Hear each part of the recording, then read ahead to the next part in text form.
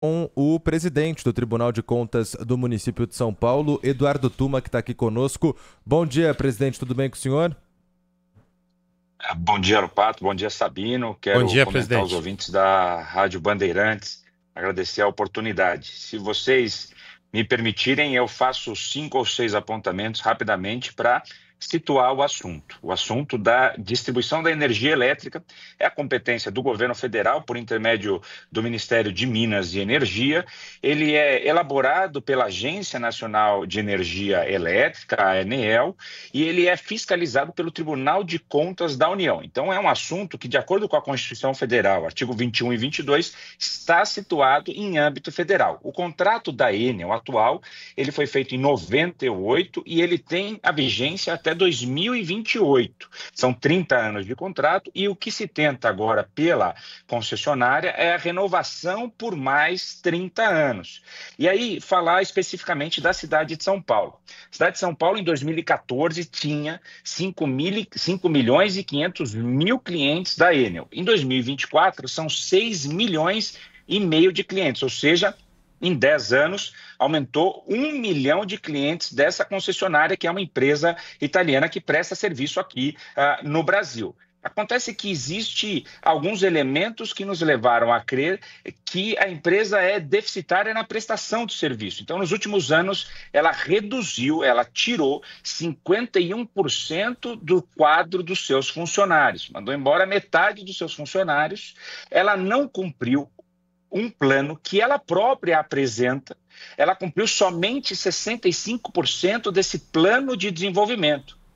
Ela, na renovação da infraestrutura, somente cumpriu 30% da renovação dessa infraestrutura. Não obstante tudo isso que eu falei, aumentou-se em 19% o número de clientes da Enel, ou seja, existe um maior lucro para uma menor prestação de serviço. E aí você tem os problemas que a cidade vem sofrendo, não é? E aí outro elemento que nos chamou a atenção no nosso relatório. Existe não só a falta do manejo arbóreo efetivo pela empresa, e aqui vou ser mais claro, toda árvore que passa acima da linha de energia elétrica é a responsabilidade da Enel de fazer a poda. Ela tem que desligar a energia elétrica para ninguém morrer eletrocutado ao tocar uma árvore, não é isso? Então, ela faz isso de forma mal feita. Além disso, o plano de contingenciamento que ela deveria fazer, que é um plano preventivo, também não foi executado, isso mesmo tendo um convênio com a prefeitura. E aqui dá mais alguns outros dados, e finalizo aqui a minha intervenção inicial.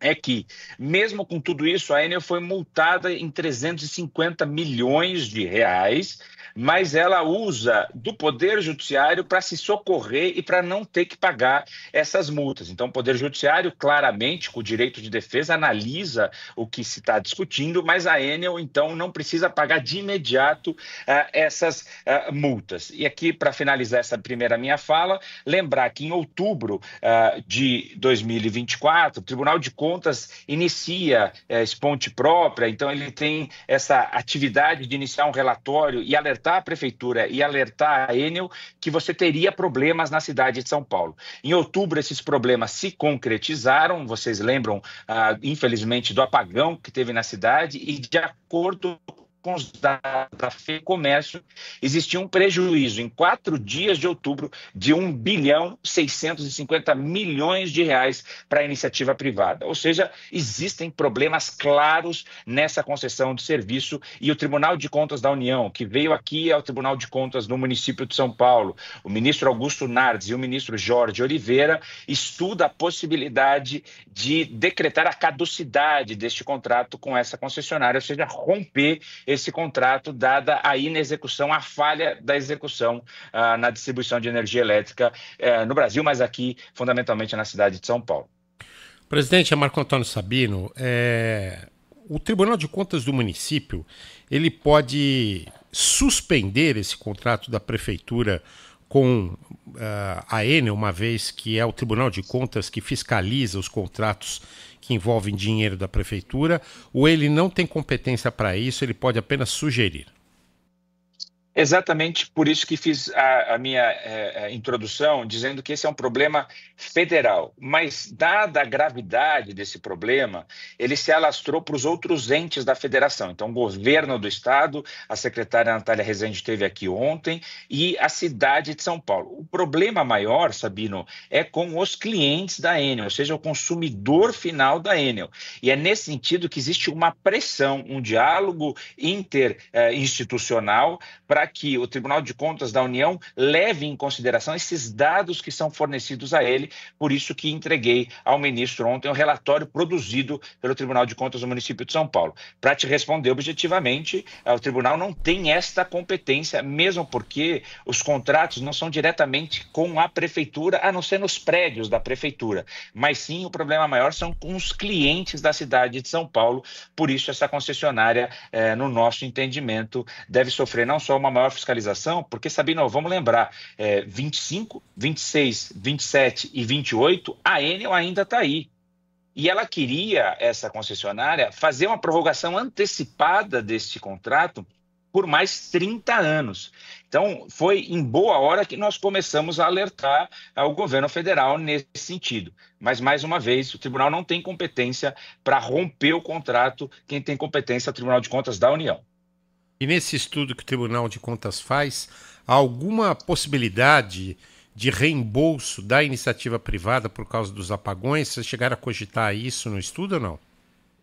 Isso é subterfúgio, aliás, isso dá elementos para aqueles que quiserem ingressar no Poder Judiciário e pedir esse ressarcimento claramente, porque é um relatório eminentemente técnico que vai comprovar as falhas na prestação de serviço. E daí o consumidor final, de posse dessas informações, leva ao Poder Judiciário e pede o ressarcimento, e caberá ao juiz da causa decidir se isso é devido, o quanto é devido ou não.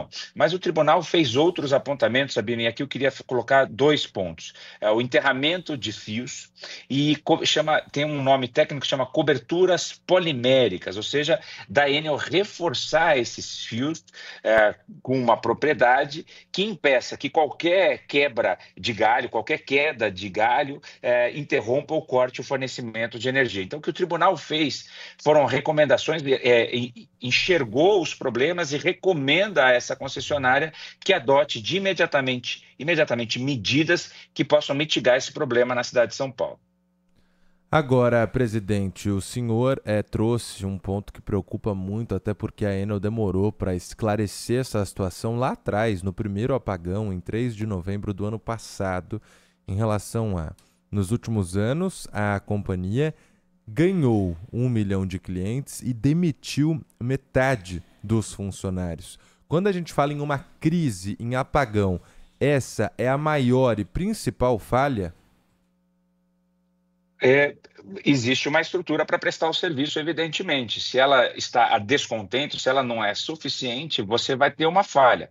Aqui na cidade de São Paulo, e aí respondendo ao Sabino também com um pouco mais de especificidade, aqui na cidade de São Paulo, o que nós enxergamos como problema é o manejo arbóreo, ou seja, chove, venta, cai uma árvore, quebra um galho, rompe o cabo de energia e aí corta o fornecimento de energia.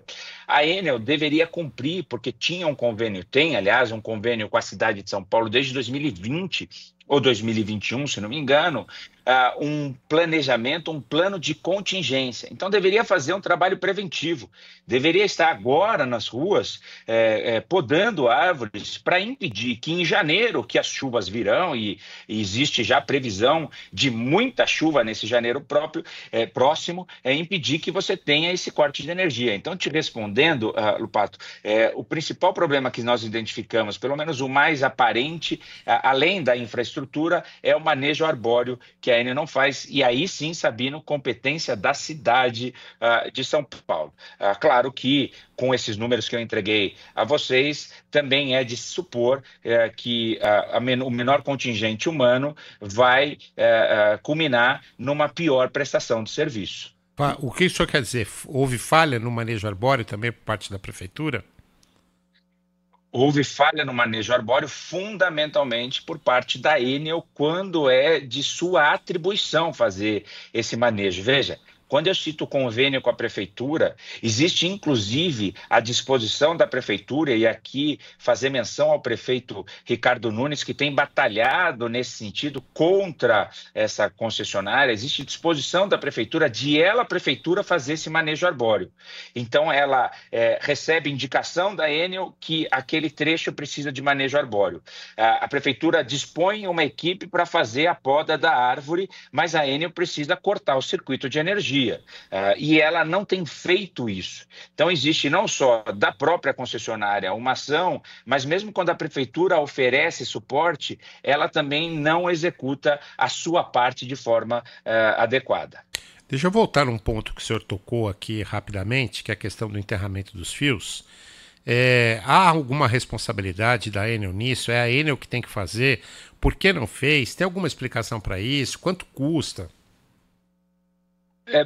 E aí você trouxe alguns elementos em relação à eletrificação dos ônibus. Existe outro elemento, existem leis na cidade de São Paulo que falam do enterramento dos fios. Você vai se lembrar que algumas avenidas já sofreram, ou aliás, tiveram esses enterramentos. A prefeitura tem maior responsabilidade, evidentemente, mas a Enel também, no sentido de que quando faz a renovação da infraestrutura, ao invés de renovar essa infraestrutura a moda antiga, com postes, fios, ela poderia muito bem fazer essa renovação já no enterramento. Aqui eu vou citar um exemplo, Sabino, do que a prefeitura fez na Avenida Santo Amaro. Então, se você transitar hoje, trafegar hoje pela Avenida Santo Amaro, você vai ver que os fios já estão enterrados. E isso foi a prefeitura que demandou da Enel e ressarciu a Enel por esse enterramento. Então, a prefeitura diz para a Enel, olha, nessa avenida os fios serão enterrados e eu vou pagar por esse serviço. Acontece que precisa ter um plano maior. Então, para te responder, Sabino, também de forma objetiva, é uma responsabilidade financeiramente muito maior da própria prefeitura. Mas existe uma responsabilidade técnica, de execução técnica de projeto da Enel. Então, mesmo essa conjunção da concessionária com a prefeitura não acontece. E a eletrificação das garagens para a recarga dos ônibus? Isso, a Enel apresentou uma conta de 5 bilhões e meio mesmo? É isso mesmo? Esse não é alvo do nosso relatório, esse assunto. Nós focamos na questão dos apagões e na prestação de serviço.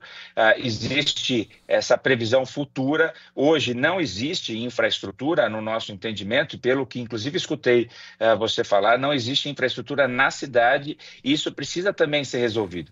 Então a Enel vai ser responsável quando uma garagem de ônibus, por exemplo, fizer uma subestação ou uma cabine primária, a Enel vai ser responsável por esta nova ligação com toda a infraestrutura, todo o potencial que demandar. E essas novas ligações não existem. Mas esse não é um assunto que nós analisamos, só para deixar claro, só para eu não dar uma opinião aqui e ao invés de dar um parecer técnico.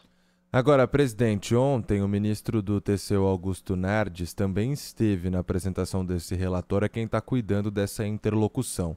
O senhor falou sobre recomendações, sugestões feitas nesse relatório para a Enel, a empresa.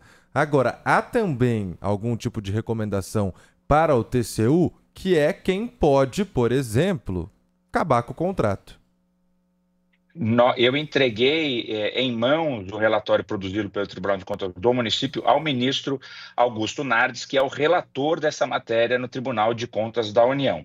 Existem duas possibilidades que nós levantamos nesse nosso relatório, e aí a indicação ao ministro, que diz também aqui no tribunal que elas são reais, essas possibilidades.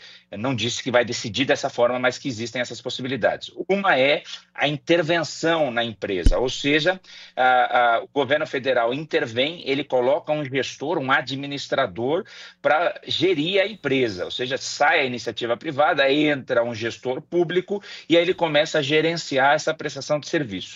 Essa é uma possibilidade menos drástica. Existe uma possibilidade ainda mais drástica, que é a chamada caducidade do contrato, ou seja, o governo federal rompe o contrato com esta concessionária e inicia uma nova concessão, uma nova licitação para uma nova contratação.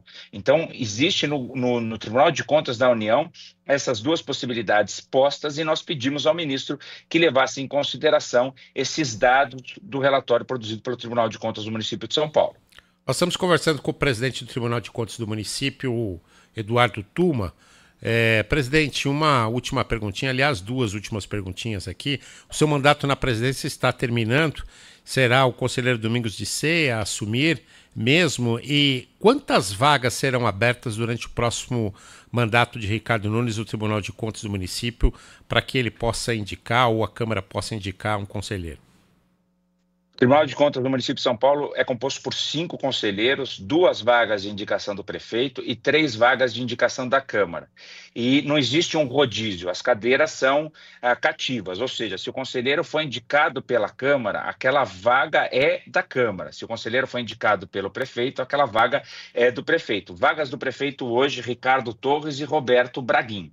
Vagas da Câmara, Domingos de Sei, João Antônio e Eduardo Tuma.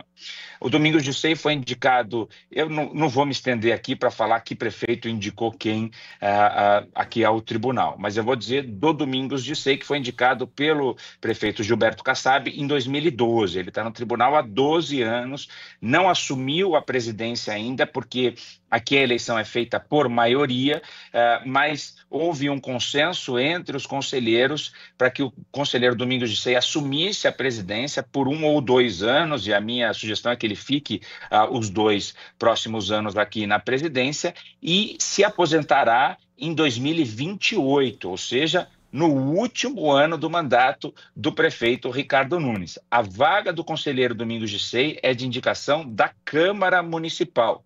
Então, quem indicará o próximo conselheiro aqui no tribunal será um nome oriundo da Câmara Municipal, mas é claro que existe uma articulação política a ser feita também com o Executivo Municipal, com o prefeito Ricardo Nunes. Eduardo Tuma, presidente do Tribunal de Contas do município de São Paulo, muito obrigado pela participação aqui, esclarecendo esses pontos em relação ao relatório produzido pelo TCM sobre a atuação e as falhas na atuação da Enel aqui em São Paulo. Um abraço para o senhor, bom dia. Obrigado, bom dia, abraço a todos. Obrigado, presidente, bom dia. 11h05.